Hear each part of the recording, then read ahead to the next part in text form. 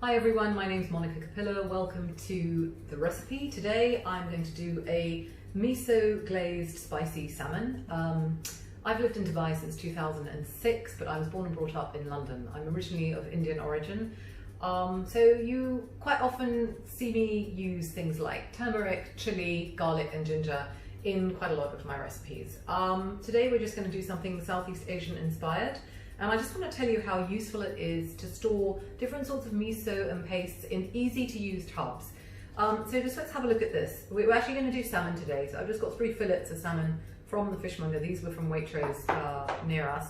So these are miso pastes. They actually come in quite large bags that I store in the freezer. But before I do that, I open them up, and then this is just a container from IKEA that's got 3 containers inside it. So I've got red miso paste, white miso paste, and Korean gochujang sauce. So when you need a little bit of these to make up a little marinade or a rub or something, you can just very easily use them. And then you find that in your kitchen as stuff that's sort of in containers that you can't use.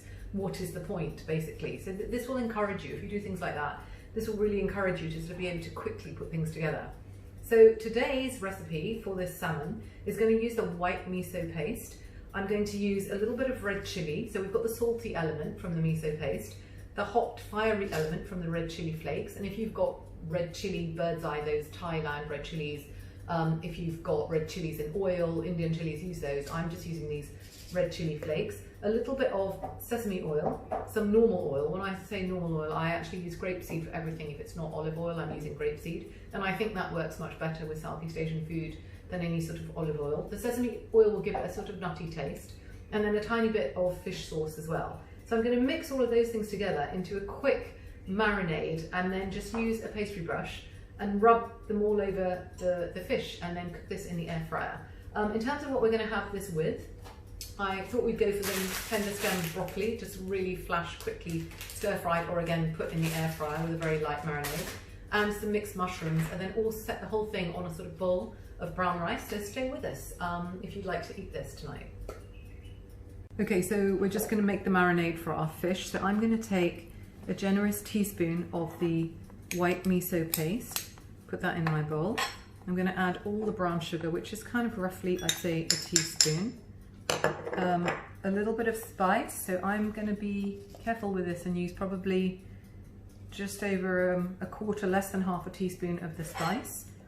And then I'm going to add the fish sauce to make it a slightly more salty flavour, just about a teaspoonful. And then the oil, so sesame oil, which makes things nice and nutty. So I'm going to use just about 1 dessert spoon of sesame oil, which is quite nice. And then I'm going to use the same amount of grapeseed oil, and I'm going to mix all of that through and make that into the marinade for our fish. So just mix that literally through with a spoon. It will all mix up very, very well together. And this is a great mixture for you to use on aubergines, if you score aubergines lengthways, and then just literally brush this mixture on, leave it for a little while, and cook it in an air fryer or even in an oven or under a grill. It actually imparts a really, really nice flavour. So remember, we've got the salt coming from the white miso element and the fish sauce. We've got the nuttiness coming from the sesame oil. We've got the heat coming from the spices, and a little bit of sugar to kind of counteract that heat. And that's going to be great, and it's not going to overpower any of the lovely salmon that we're going to brush our mixture on. So literally as easy as, I think I might just take my teaspoon so I have the right amount on each one. So just put a little bit on each one of those. You should have more than enough. Absolutely more than enough. And then keep going with that. I'm going to just make sure it's evenly coated and leave that for a little while, and then cook that in the air fryer. So just to make sure it's all evenly spread down the sides as well. And if you're having people over, or you've got a busy evening or day, just do this beforehand. Just pop it in the fridge.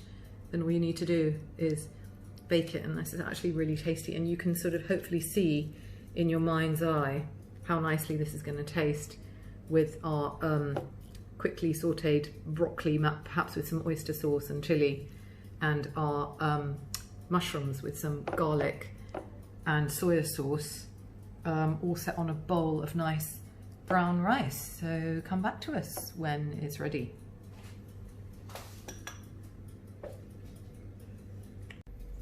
Okay, we've warmed up the air fryer. I'm just going to spray a little bit of this, what is it, rapeseed oil spray from Tesco.